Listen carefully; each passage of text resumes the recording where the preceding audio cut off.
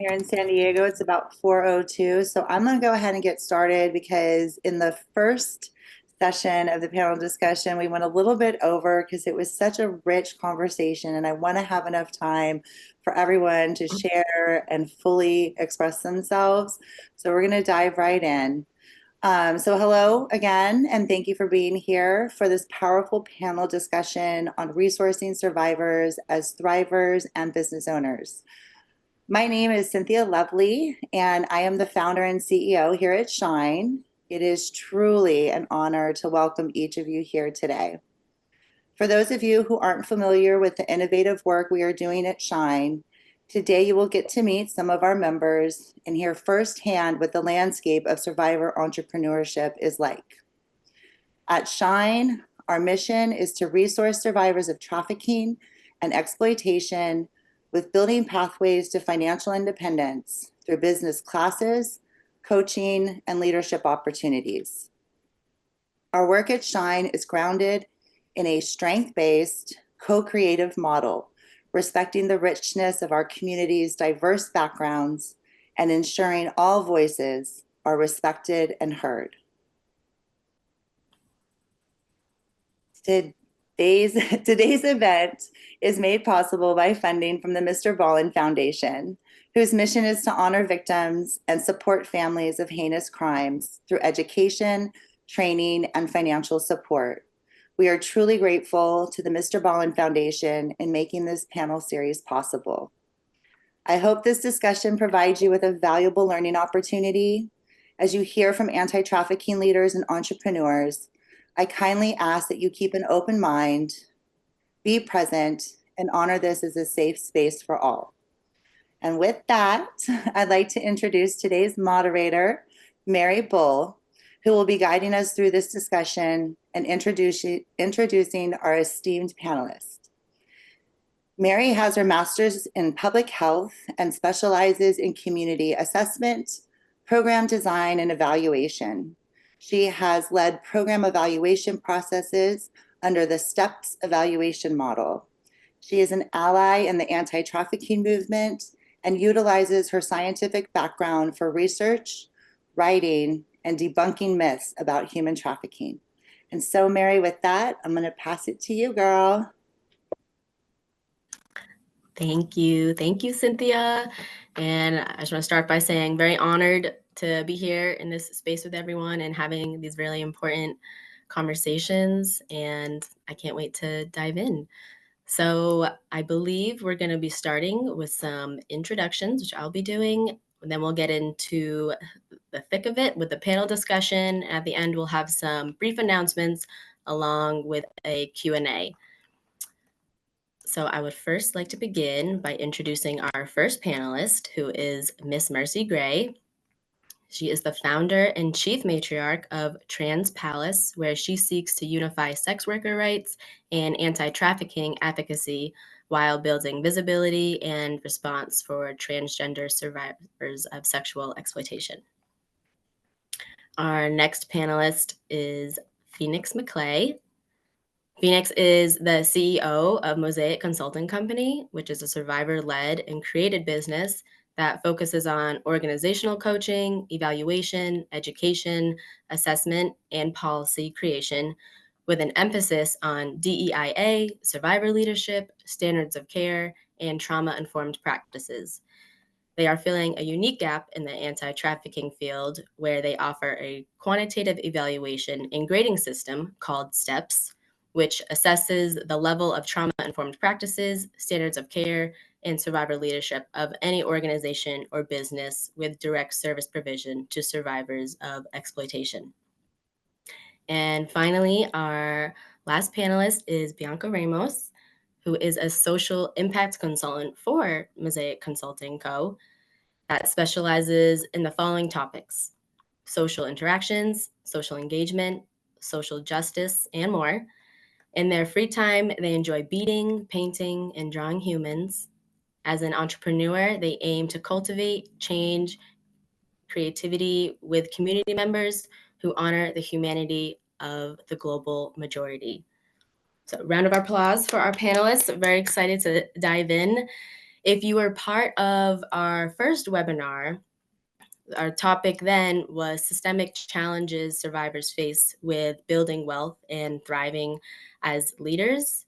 And this topic now we're changing, well, not even changing gears, we're evolving now to talk about resourcing survivors as thrivers and business owners. And as mentioned before, we will have a Q&A at the end, so feel free to put any questions you have in that Q&A, and then we can address them towards the end of our conversation. So I'm going to first open up the discussion by asking, what would you say is your biggest need to be able to thrive as an entrepreneur? And Mercy, I would love for you to be able to dive in with that one.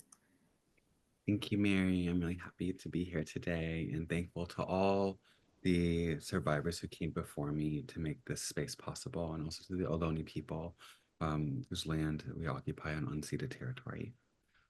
For me, the biggest need I have to be able to thrive as an entrepreneur is for like my holistic needs to be met as a person, first and foremost. You know, I've been a successful entrepreneur in the past, and I've been a successful entrepreneur as a male, right? And so now that I've transitioned into a female, and as a trans Indigenous woman, my barriers to successful entrepreneurship have much less to do with my skill set base, although still helpful to build more skills and education, and much more to do with how people perceive me and my access to privilege and spaces I've gone before and spaces I haven't been to yet. And so I think people, when they think of debating the idea of what does it mean for a survivor to be a successful entrepreneur, we also have to look at the whole person.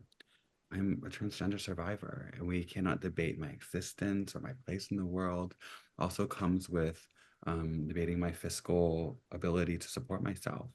I need mentorship, privilege to remove barriers, connections in privileged spaces, people who go into rooms I'm not welcome in or can't go to and fight for me, and someone to back me through all the liabilities who provide a reflection of myself.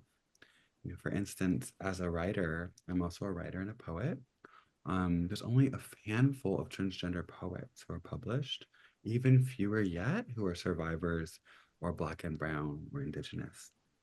Like the bar is really high, right? Like you have to like be on Netflix basically to like to like be able to like kind of make it to a comparable degree as someone else. As a business owner, there aren't many wealthy transgender Indigenous individuals. So the opportunity for investment for someone who feels a connection to what I'm pursuing is pretty minimal. You know, we make up less than 1% of the population. I'll give you an idea of the narrative and the landscape. Chase Strangio was the first open trans attorney to argue at the Supreme Court just a couple days ago, you know, arguing a case that would impact healthcare for all transgender people across the nation. Healthcare I very desperately need. So that's how I wake up in the morning, right? Will I be able to access healthcare I need to survive today? I don't know. Will people who are like me be able to even argue for that in our course of law? I don't know. Sarah McBride was the first transgender person elected to the House. So we're in a lot of years of firsts, right? Entrepreneurship is also many firsts. This is the first generation of transgender people who are existing outside of underground economies and even in taxable wage jobs. So for us to amass wealth that we have full autonomy over is something new for us, as it's new for many women. Women were only allowed to have bank accounts at our own name. I think it was the 80s, 70s, maybe something like that. And it's just a couple of decades ago. So just to underscore full life support. Thank you. Thank you. Yeah, that's a lot of trailblazing that still needs to happen and is continuing to happen, and being part of that has a lot of momentum. So it's fantastic. I don't know if Bianca or Phoenix, either of you have anything to add. If not, I can move on to the next question. Yeah, I would just like to tag on off of what Miss Mercy was talking about, is like bringing in the whole person into this conversation of what it takes to thrive as a survivor entrepreneur, because it's like we're not just coming in, building a business, creating a product. Like we come with our whole selves and our whole experiences. So when we're thinking about thriving, and resourcing and building those skills, we need to take into account like the particular identities and influencing experiences and the barriers and the systematic things that come into play that really impact our ability to thrive. And getting to a place of thriving is honestly has been, like, for me, such a ongoing, continuing still process that's been in the work for 10 plus years. Like, I think we need to move out of the mindset that thriving, is like something you're able to attain in like a couple of years or in a short-term program. And reality is that building, your business, building your entrepreneurial endeavor, like that takes a long extended amount of time. And that's because of all these other things in the background that we don't really talk about all the time, that Miss Mercy was talking about, like, and how it influences our ability, like I said, to thrive. And we have many iterations, right? Like our dreams evolve, as do we, as does the landscape that the dreams exist in. And we need permission and support for those things to spread like a vine. All part of the human experience, for sure. If that is all we have to say for the first question, I'm going to move on to the second. And I'm wondering, what type of education have you had that has helped you to have the skills and knowledge you need to run your business? And Phoenix, I'm curious to see what you has to say. Thank you, Harry.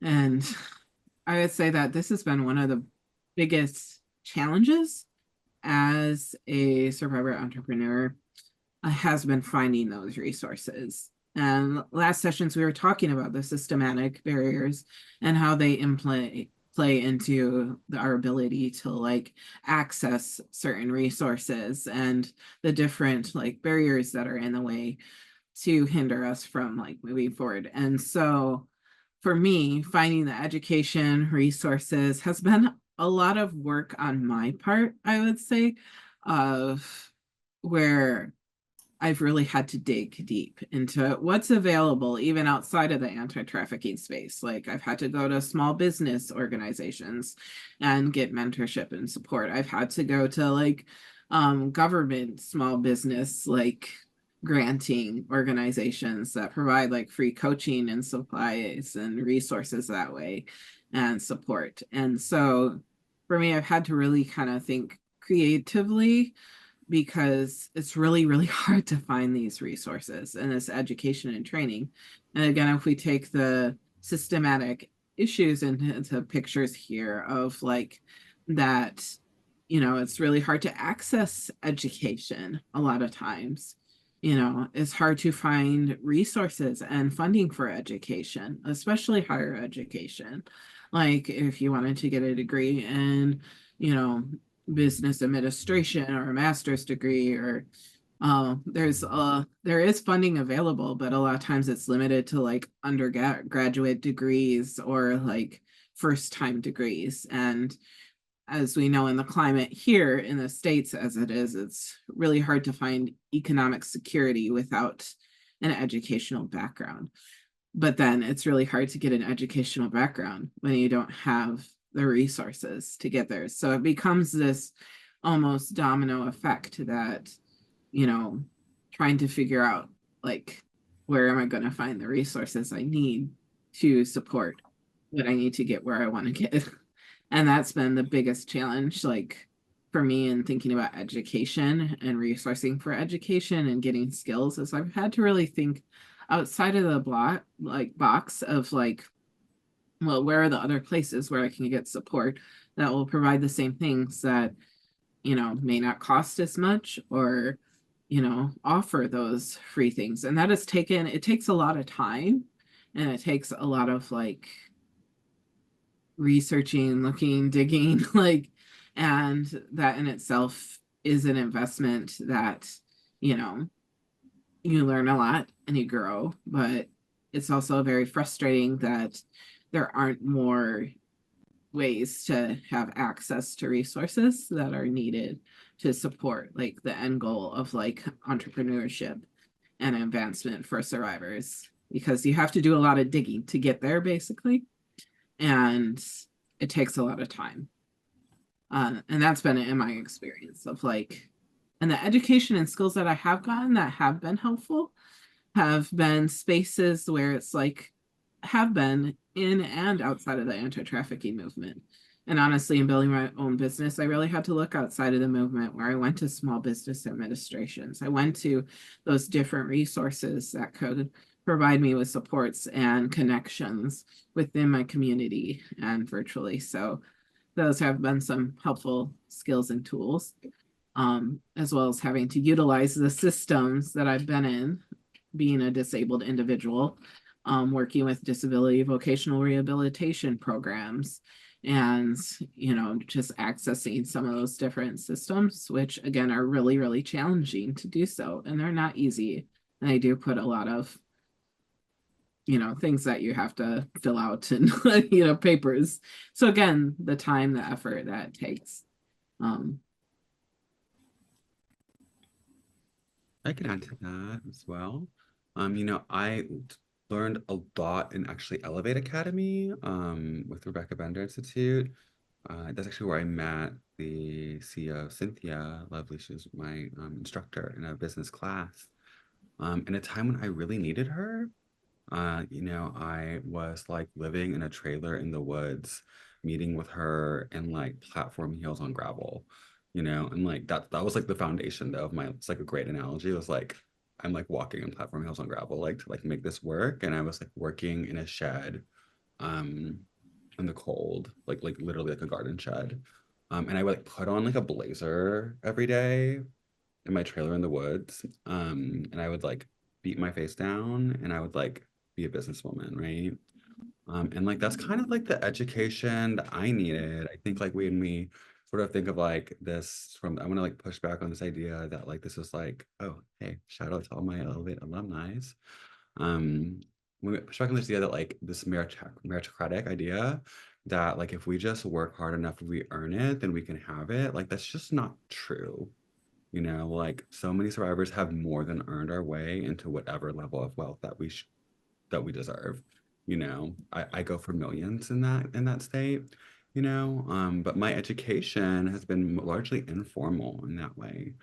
I've learned from people like Megan Lundstrom, sitting there at a conference, listening to her talk about papers that she's published on economic analysis of buying people in the sex trade, and been inspired by leaders like that, or people like Vanita Carter, sitting here telling me a story of how she was writing articles in the 80s about the overrepresentation of Black women in the sex trade, to people like Terry Ferlitti, or Jerry Mumaw taught me almost everything I know about being a consultant. These are infamous women who deserve so much more credit for everything that we have today, whose stories really matter, whose sacrifices really matter. And that's the education I needed more than anything, was like learning from them what their life was like and how hard it was to be an out survivor 80s, 90s, early 2000s before there were even laws about this. That's the education I need. And that's the education to be reminded of.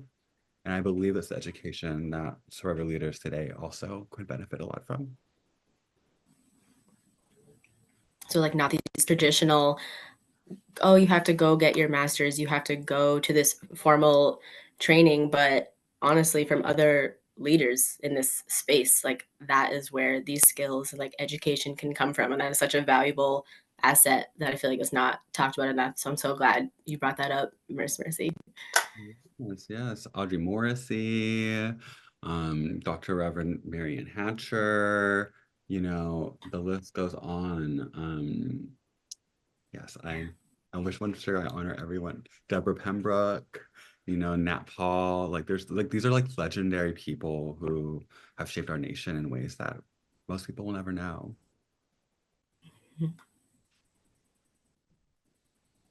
I would like to add too.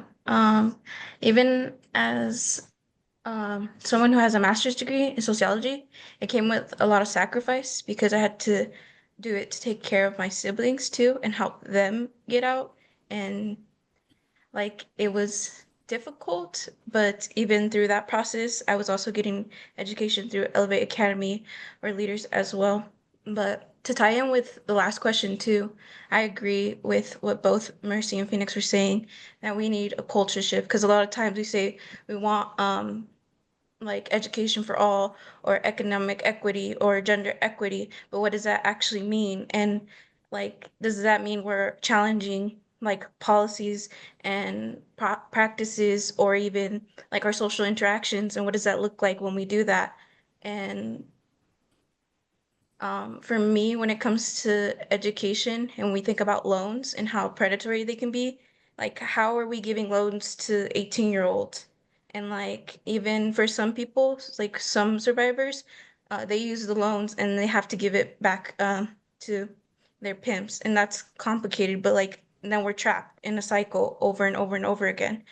Um, but what the education I've gotten and like even the non-traditional education I've gotten from like grassroots organizations, it has taught me that some culture shift, the one of the most important culture shifts I believe that we need is from switching from the individual to a collective perspective, because we're like, oh yeah, we need to do it all by ourselves, especially with business entrepreneurs. Like as an entrepreneur, like yeah, you need to figure out your finances by yourself. You need to do all that by yourself, but it doesn't have to be by yourself. Like we can do it together. We can figure it out together. And that's a lot harder said than done, even for me, because like I can say that, but like I've been taught that like I have to get out myself. I have to survive by myself. And yeah, it's hard, but we'll get there. Yeah. Thank you. Thank you. Yeah, focusing on the collective, that's huge, because even if there are individual needs, like Phoenix has said, versus Mercy versus Bianca, like there's going to be still the collective overall arching need that is there. And that is, we can walk this path together. Like it doesn't have to be figured out on your own. So I think that's a really beautiful point too, Bianca. So now that we've kind of laid the foundation of what education and skills you all have gathered to help out with your businesses and other entrepreneurships, I'm curious, what type of education do you feel like there's still needed to move forward to continue to succeed? And Miss Mercy, I'd love to hear what you have to say first. Absolutely. I have a direct answer to that question, but I also just wanted to add one more thing is that like we have to honor like the Please. sex work movement as well. You know, I have learned so much about how to survive today based on the sex worker movement and like sex workers are people who were there for me when like no one else was, you know. And like I learned how to move from like sex worker activism because like sex workers have existed in a space with no support, highly criminalized, and continue to exist and organize and thrive towards the collective, like Bianca's point, towards more of a collective, and lift up like organizations, like things that we're trying to accomplish today in 2024 in an anti-trafficking movement. Like there was like the first Black trans youth shelter in the 80s by Marsha P. Johnson and Sylvia Rivera. It was called Streets Transvestite Action Revolutionaries. And they literally slept with and paid off the mob to open it. You know, at the same time, Margot St. James opened similar organizations in the Bay, similar to the time that COINTELPRO was activated by the CIA to go after Black Panther activists, Young Lords activists, and similar activists like Marsha P. Johnson, whose death remains unsolved. It's a cold case, and Sylvia Rivera. And Angela Davis, who was on the FBI's top 10 most wanted list and now teaches at an Ivy League college, right? So we have to like keep in mind that the education of these are things we don't typically learn in actually higher ed even, right? These are things, the education that we need to know how to move today. To know that like what we're trying to accomplish today has already actually been accomplished before. And that's so important when we think about how we accomplish what we need to do today, because those things still need to exist. For me, the additional education I need, like a more formal sense, is like, in order for me to make this knowledge and my way of being and moving more official, like I need a JD and a PhD in social work, like no less than 10 more years in college, you know, and lots more money towards my education, but I want to do those things, Like I really long to finish a JD, get through the first 4 years of my law degree, pass the bar, and get to work, and do it in the jobs that won't pay me very much money, and to learn how to innovate social services for anti-trafficking, comprehensive anti-trafficking resources that focus on the survivor, much largely civil cases, and guardian ad litem cases, things to do with childcare and our financial wellness, and being able to support criminal cases from the victim's perspective, and be able to stand in for a survivor and go to prisons and things like that of that nature, or have a survivor have a attorney on site during a sting operation, someone that they know without a shadow of doubt they can trust, due to the legal protections extended to an attorneys. So those are the things I really want to do. And then I need to get a PhD in social work so that I can publish what I've been doing, and also have clinical oversight over other people to be able to teach how to do this. So I have quite a bit of education left to accomplish. I have quite a few more projects to accomplish. And then I need to be able to teach at a university, and be able to do this en masse, right? Like it'd be amazing to develop a anti-trafficking academy that was survivor-led and part of a formal university setting, with people like Phoenix teaching things in research, and then people like Bianca coming in and talking about sociology and anthropology, and people like Mary coming in and talking about the public health approach, and this bringing it all together. Like I would totally co-teach classes with y'all. Like that would be really fun, actually, and having guest speakers like Megan Lindstrom come in and talk about starting the Resilience Fund. Like our herstories are like so important, and without these significant investment and faith and confidence in us, we're not able to actually make these things exist, and really just the end goal being the betterment of our communities, to make sure that future generations are not trafficked, and if and when they are trafficked, that they have an adequate response to it. Not too much to ask, is it?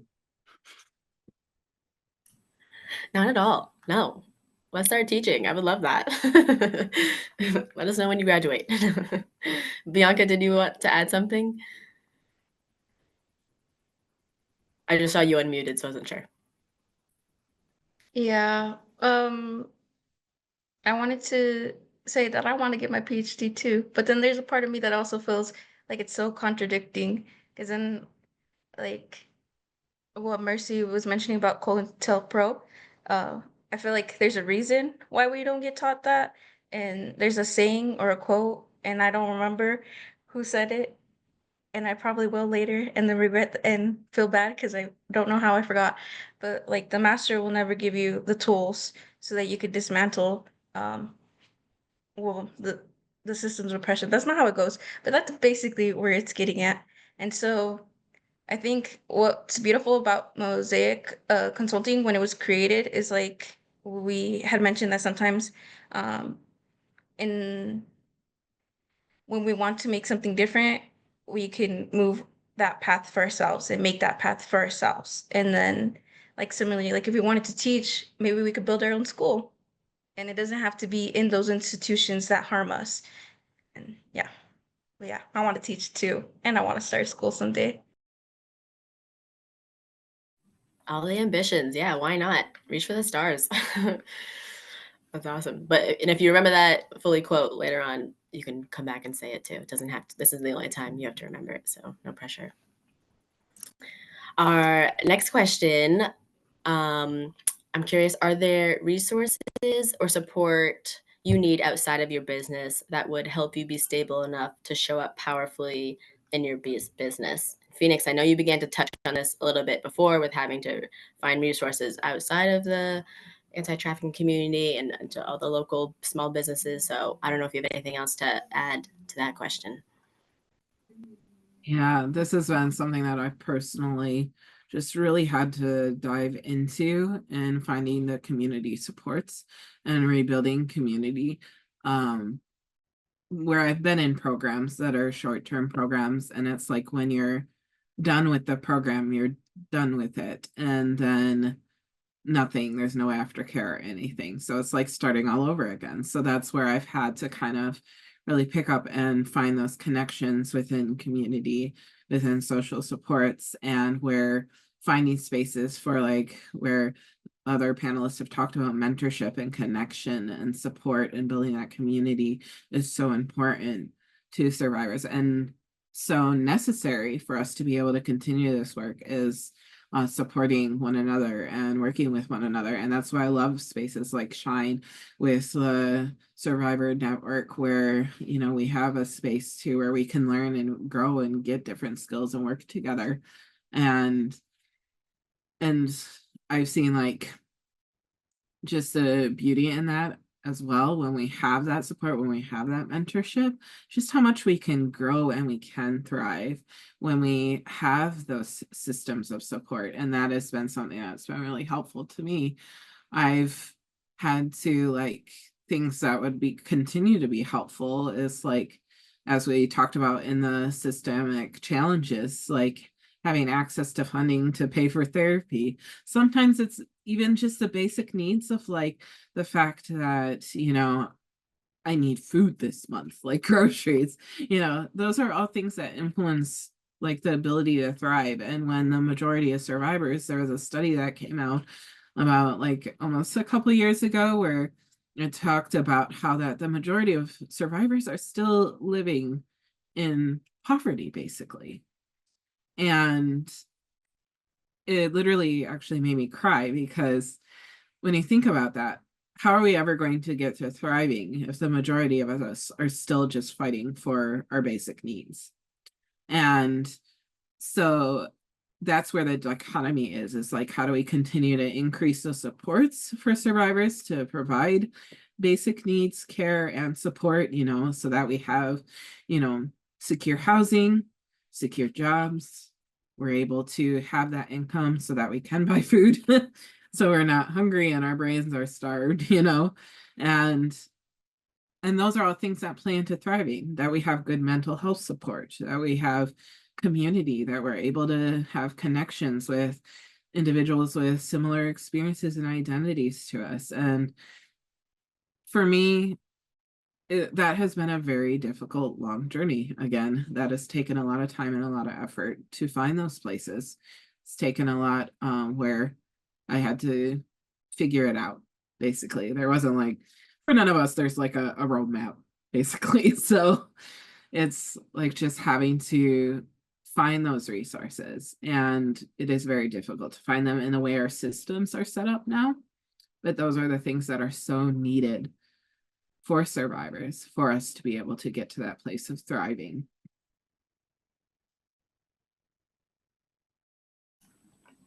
Yeah, but it's not just a direct pathway. If you can't have the basic needs met, how can anyone thrive in that space? Just like you were saying. So having more access to those mental health supports or food stamps, whatever it is, because even that can be a challenge to get to if there's no one, if you're just there on your own doing it yourself. So it's a huge part of it. Bianca, Mercy, and Mercy have something to say too. Add on. I think we have examples of this as well. Like there's the Jesuit Volunteer Corps, for instance, that a colleague of mine is part of, and they provide housing and payment to be part of and placement into a job where you're interested in being part of in your career field. You know, there is like Peace Corps, there are fraternities and sororities, there are things, there's like so much framework that already exists. It's like not like we're asking for this revolutionary act, you know, just asking for an extension, basically asking for the violence to stop, if we really boil it down, right? Stop committing misogyny against us, stop, and just let us start. If we really boil it down, I want to be like things saying, I want to be able to have somewhere to live and eat while I go to school, so I can like prevent your children from being trafficked, please. You know, and like we like really have to position ourselves. You know, I think about even everything from my aesthetic to how I go work out every day. Uh, like down to those level of details, right? is how we're even able to survive, let alone have credit cards to check into our own hotels while we're traveling. Let alone, like I was so surprised the other day. I went somewhere for a consultation and like they let me rent a car. I was like, oh, that's so great. I mean, I had to put like a $500 deposit down. Right. So like there's all these like extra things that are I'm literally just here to work. Like I'm like not like I don't even drink or do drugs. Like I'm sober. Like I like I'm like not here. Like I'm here to like work and to pour back. And there's so many barriers to showing up in that way. I know for myself, I need access to gender affirming care.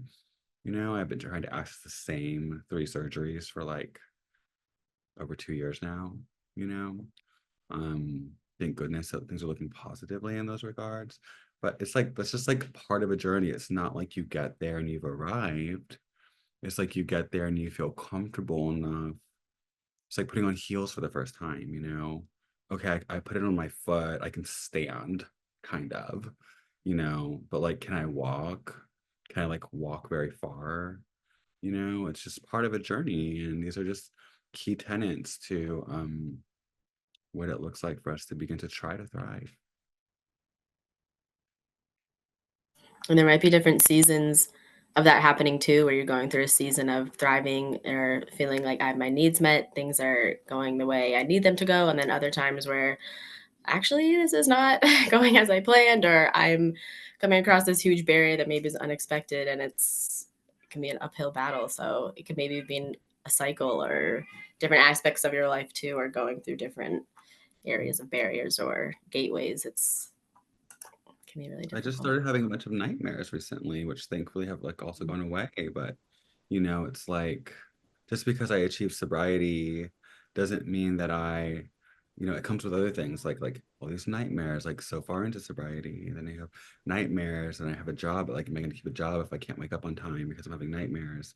It's like, it's like all of these things that people don't think about, just expect you to just hurl yourself through. And at the same time, make sure you look attractive.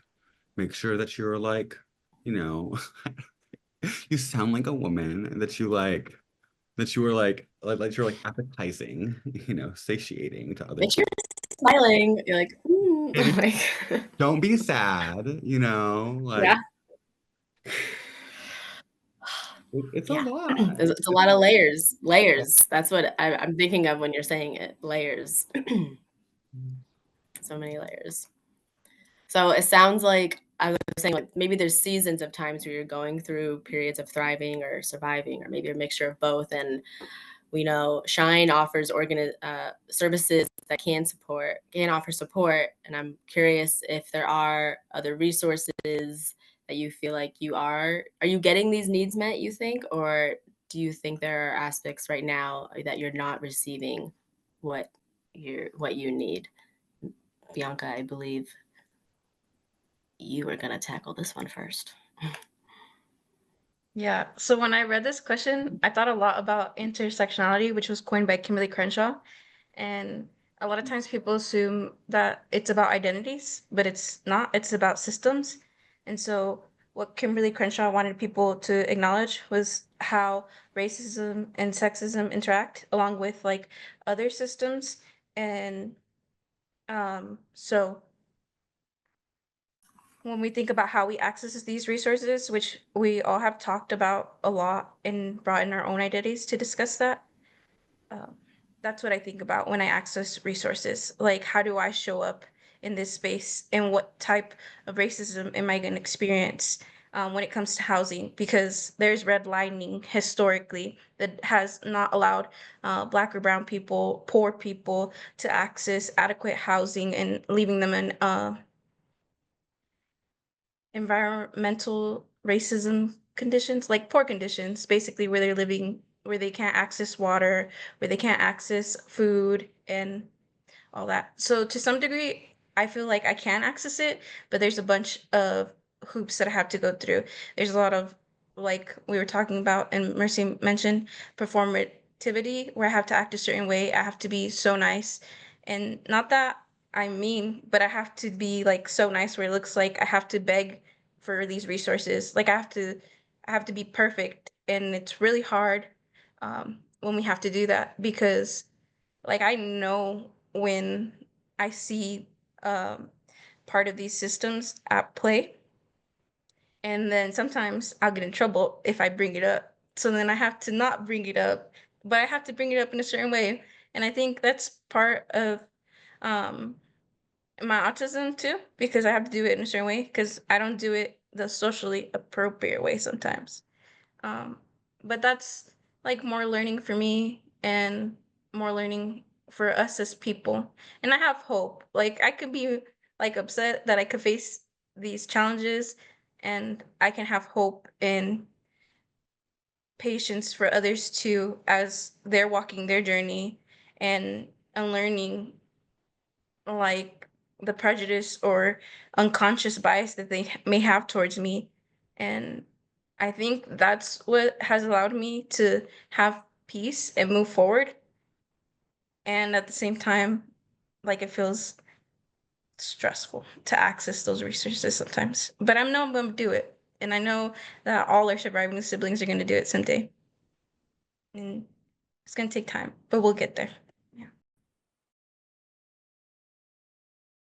I love how hopeful you can still be through everything, I guess. I really admire that about you, Bianca. Just remembering that people are human. And like, because it's very easy to forget that people are human sometimes. And we've all had moments of that. So it's a good thing to remember that for sure. So I'm glad you said that. Phoenix or Miss Mercy, either of you have something to add about resources you feel like you're not receiving or need to get met, or? Yeah, absolutely. Number one resources, I would love for Berkeley Fire Department to come through more often when I'm doing a Zoom, because I'm really living for this like visual effect that's happening right now. Like no buttons, no AI necessary. Thank you, BFD.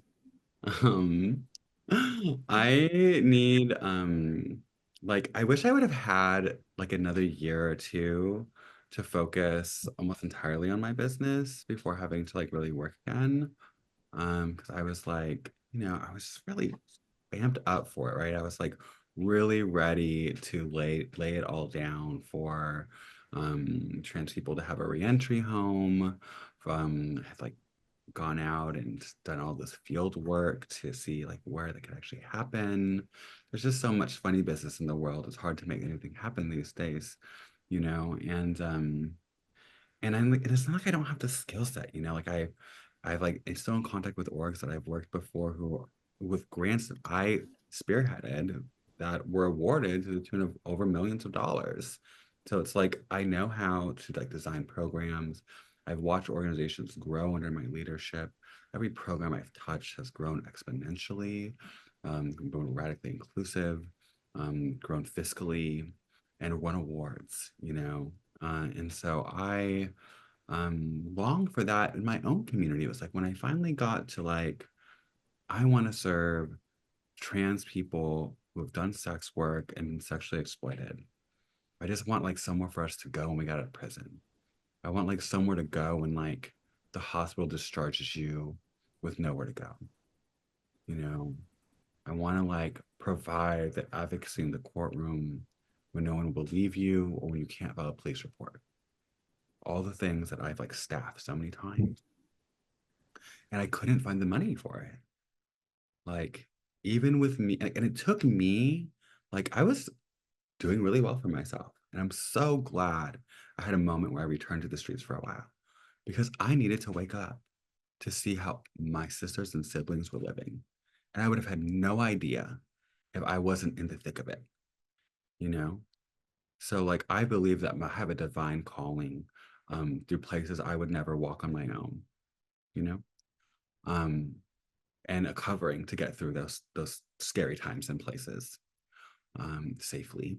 And because if I would have had the resources to provide support to our throwaways, people that we literally deem as less than human as a legal terminology actively in certain jurisdictions, maybe they could be a little more human. Maybe more people wouldn't die. Maybe we could force like accountability in our justice system. Just like enough accountability to like process a case like you would any other case. Not even radical change, right? Just like file this. And I think that that's really important, so those are the resources I would need and would need. Um, to be able to meet my own basic needs, preferably not a trailer in the woods. Um, Preferably an office that's not a shed that's slanting, with like power that's not from an extension cord, maybe a bathroom, you know. Those things would be really nice, to be able to provide a response to sexual exploitation for every member of our community. Thank you for sharing that. And Bianca, Phoenix, Miss Mercy, thank you all for sharing and speaking from your heart and being open-minded and vulnerable to be able to share a little glimpse of your experience and the paths you've walked. It's so powerful to hear it from you. And I'm really honored to be able to just be part of these conversations. And I really hope we can have many more of them to come in the future. So this is number 2. We still have one more webinar, everyone. Don't worry. That's happening on Monday, December 9th. So we actually put the link for that in the chat, I believe, or if not, you all should have gotten the emails about it too. I would like to move on to a little Q&A. So I don't know if anyone has any questions at this time. It looks like we don't have any in there at this moment, but if anyone feels sparked to put something in there now, please do. We'd love to hear about what you're thinking about based on what was talked about today. So I can maybe give a minute or so to see if anyone wants to do that. And then the final part of our webinar today, we'll just be doing a brief anonymous Mentimeter, just to get a little pulse of what everyone's experience was like throughout this. So this is more, I guess, for the live folks viewing this, but it will be still beneficial for those who are watching the recording of it later on too. So yes, so thank you, Phoenix, for putting that in there in the chat. Sign up for the last panel. Also, if any of the panelists want to put any of their social media stuff in the chat so people can find you, talk to you more, get to know about your stuff, that's an option as well.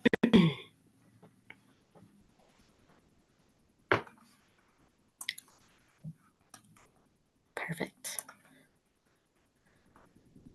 Yeah, come check out Mosaic Consulting Company, doing really cool things, and I'm really unbiased about it.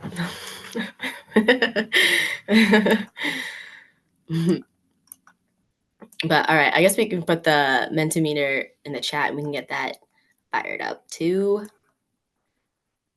It's just a fun little group activity to do at the end, the little participation. Okay, so Phoenix just put that in there. Feel free to click that link.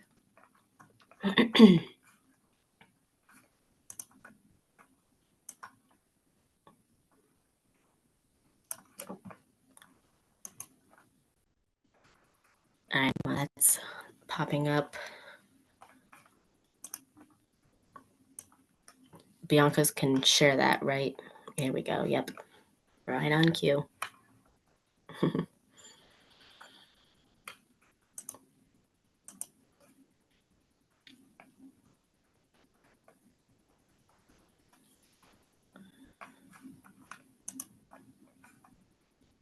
So yeah, that's just a little live word digest of what we can see with people. One word that you can take away from this panel today.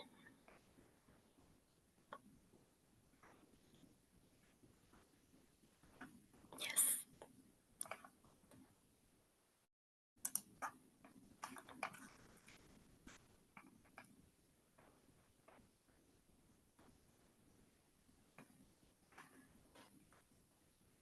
Yeah.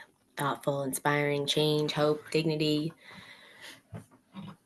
Intersectionality, absolutely. I see Cynthia put a question in the chat. How can we support more collaboration within the survivor business ownership movement? That's a great question. Yeah, that's a great question. And I just would like to jump in briefly to start that one in talking about collaboration, is that I feel like we need to be more open to really let everyone come to the table and to not exclude communities. Like we need to invite, individuals who are in sex work to have conversations. We need to have dialogues with people that we don't necessarily either at times get along with or agree with, or we need to be able to have those conversations in a way that is like respectful and building collaboration and connection and honoring one another's experiences and humanity. And that has been something that's been very, very difficult within the anti-trafficking movement. But collaboration is so key and so important. It also means connecting with resources outside of the movement, with other systems in place, like, domestic violence and like community, like educational supports. It means collaborating with individuals that could offer resources that survivors need.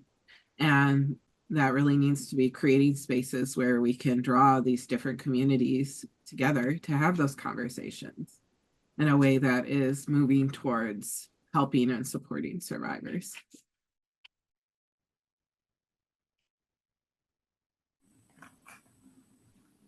Yeah, that's huge. And I'll just quickly add too, because I just thought of this too while you're saying Phoenix. There can sometimes be a lot of competition between organizations, and unfortunately, maybe funding creates some of that because there's only so much grant funding or whatnot to go around. But when the common goal achievement is to actually help support and be there for a certain population of people, collaboration, how can it happen without collaboration? I do not know. So I just wanted to add that in there as well.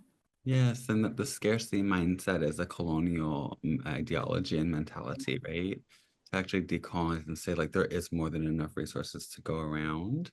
And to like I learned specifically around grant funding and scarcity. Somali Youth and Family Resources was an organization in the city of Seattle that used to be many different parts of the Somali community, and they used to compete quite a bit, right? And then so through unifying through community organizing, they were able to create Somali Youth Family Services, which became a much larger entity that stays stably funded.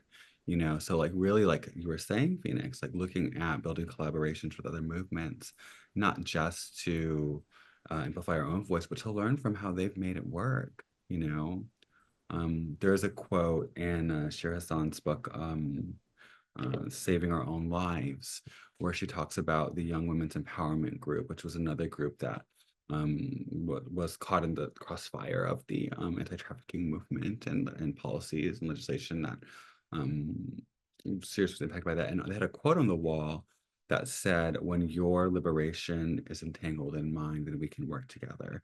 If you're just here to like advocate for me, like I don't want to talk to you, essentially. And that is so true, and something that we need to be entangled in each other's liberation. It's just, it hits different, like I don't want to be talked to. I don't want to be talked at. Like I want to, I want someone to stand beside me, and I want to stand beside you. That was so beautiful. I've read that quote actually came up a lot for me during my public health. So I'm really glad you brought that up again. It's like full circle a little bit. So do we have another Mentimeter slide, or is this the only one, Bianca? I can't remember. Oh, we do. Okay.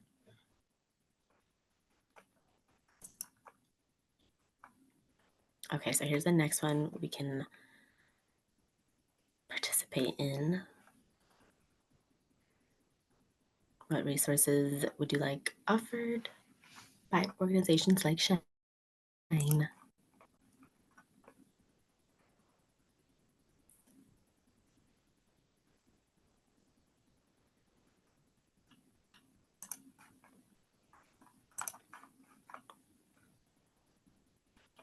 Give a couple minutes, people add to this one.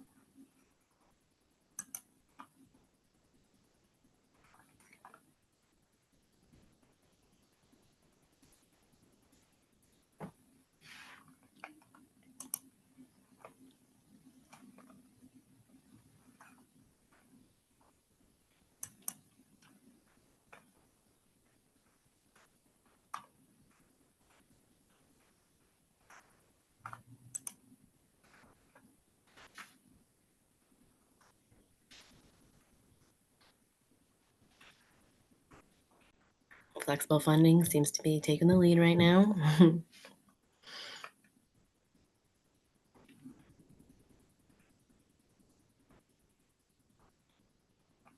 No one seems to care about money management mentorship. That's not true.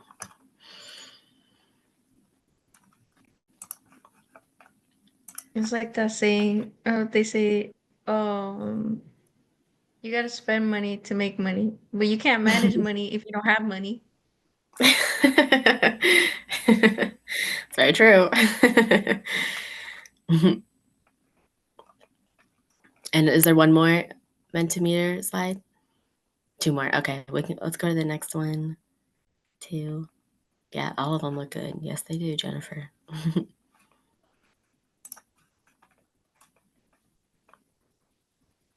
So this one, rate the accessibility of the following current resources available to survivors as an entrepreneur.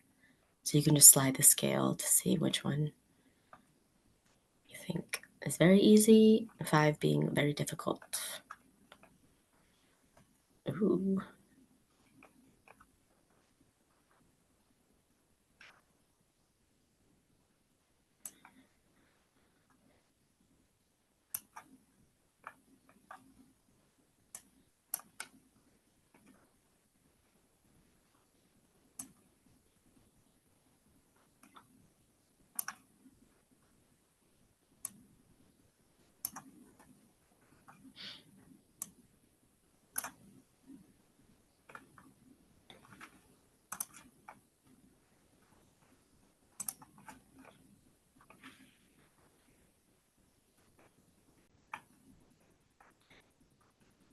Mm.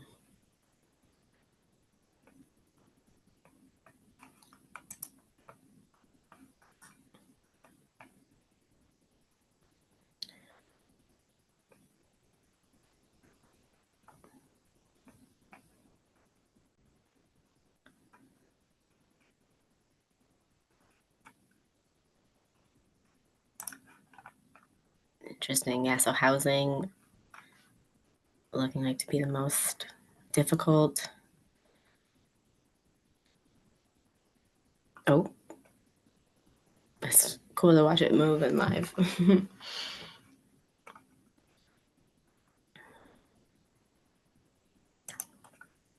And all these things, it's kind of incredible for the amount of direct service provisions there can be, and still is still such a struggle to get these resources met.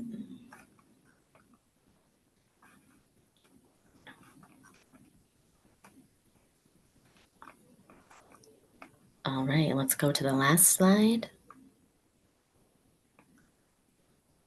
Anything anyone would like to share that we haven't touched on today yet?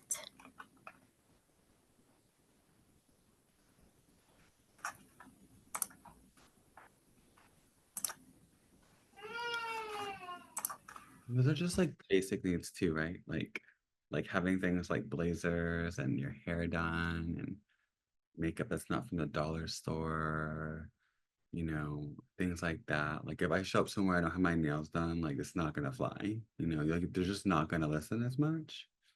Um, all that costs so much money, like lotion is not cheap, and if your skin is not glowing, you know, Yeah, all those things to take into consideration. You're not wrong at all.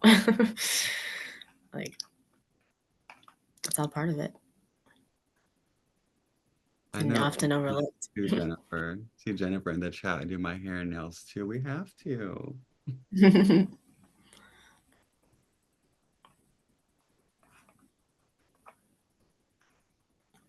So it looks like we covered all the bases then. 'Cause we don't have any responses yet to anything we haven't touched on today yet.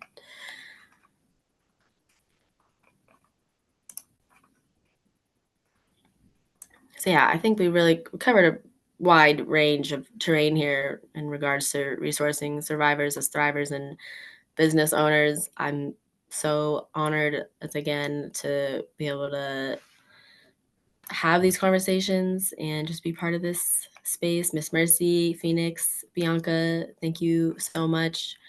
Webinar attendees, thank you so much for coming and listening and keeping an open mind, whether you're here in real time or watching the recording.